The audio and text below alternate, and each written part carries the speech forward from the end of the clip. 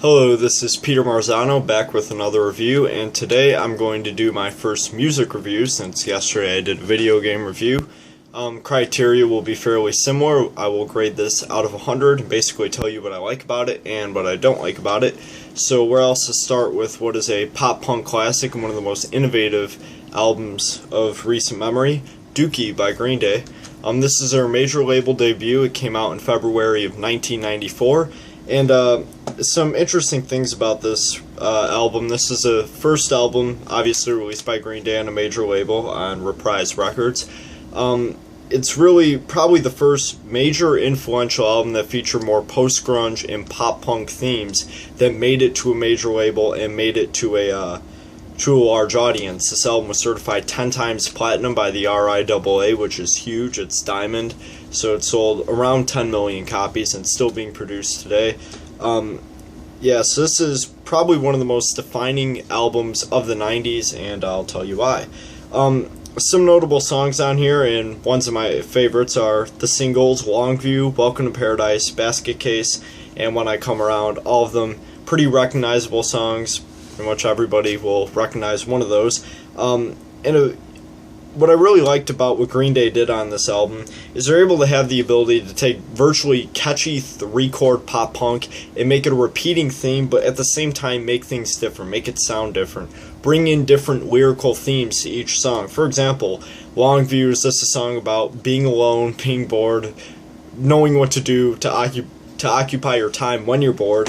While a song like Welcome to Paradise shows a lot of that teenage rebellion and all of that angst that a lot of people can feel and relate to, which is what made not only that song, but it's a recurring theme of this entire album. That's what made it really great. And another thing I like about this is the lyrical ability to be able to convey several messages, just as I mentioned, the boredom, the teenage angst, along with unsuccessful teenage relationships like Sassafras Roots, When I Come Around is part of that. And then just the way that, Billy Joe Armstrong, the lead singer, and the rest of the band members, they were 22 years old at the time, so you could kind of feel, age-appropriate music here for them. But I think the best thing about this album is just the fact that it fits in the time frame. It fits in the mid-90s. I wasn't alive at that point, so I don't really know what the reaction was to this album, but what it really fits is it fits the time frame, it fits what was going on, it fits into the ears of so many people to where they can relate to this and really feel the music as part of this. So obviously pros, I love the way that they're able to take basic pop punk and make it something recurring but original in each of every of these 14 tracks. That's what I really like about it. Another thing I like is the lyrical themes. I really like the way that they present themselves as far as the lyrical messages they're sending out. The teenage angst and rebellion, the relationships, the boredom, just all that basic stuff. It's something that pretty much everybody can relate to. They feel it, they know what it is, and that's what makes this album really something. As far as a few things that I don't like so much, it's basic.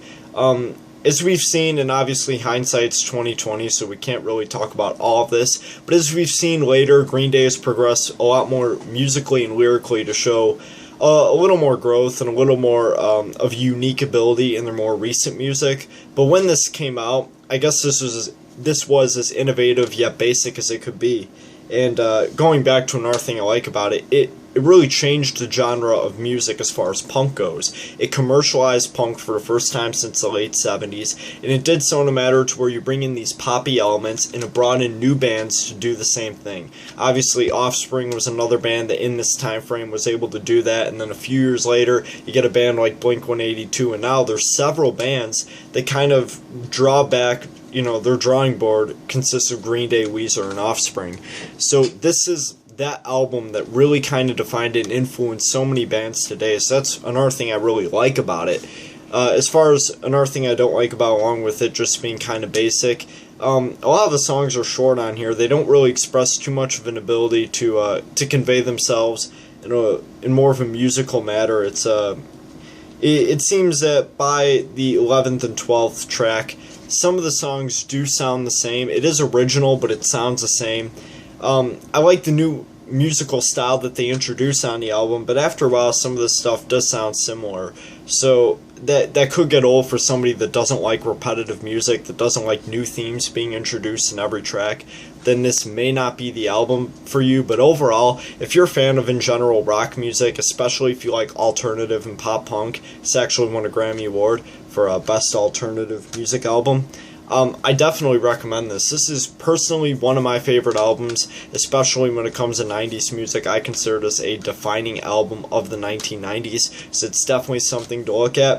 As far as my overall grade out of 100, I gotta give this one, obviously up in the 90s, I give it a 92. I think it's an outstanding album. I think it's something that, once you listen to it, it's something you can continue to listen to over and over again, just because of how addicting it is. It's something everybody can relate to on at least one of these 14 tracks at one point in time in their life. So that's what I really like about this album. It conveys a lot of different messages in a similar tone and manner that makes it not only radio friendly at the time, but it makes it listener friendly to virtually anybody. They can relate to this album, they can like it, and they can make connections with it, which is why I really think this can be considered Green Day's magnum opus, at least to me, and probably to many others. This is one of the greatest albums in the 1990s, and it's a defining album for anybody that's getting into 1990s music, that's getting into alternative music. This is definitely one you have to check out, because this is where a lot of the roots came from, especially in the mid-90s. So yeah, I give this one a 92. I think it's brilliant. I think it conveys a lot of messages and themes that people can relate to. I think that it's really catchy. It's easy to listen to. Just despite a few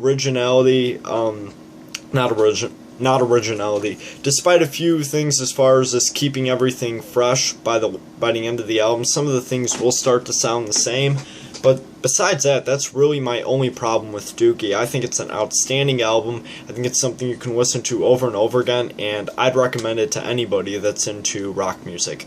Thank you for watching. I'll be back tomorrow with another review. Make sure you subscribe and like and leave your feedback below, along with any suggestions that you might like me to do for any music, video games, or even movies. Thank you for watching, and I'll be back next time.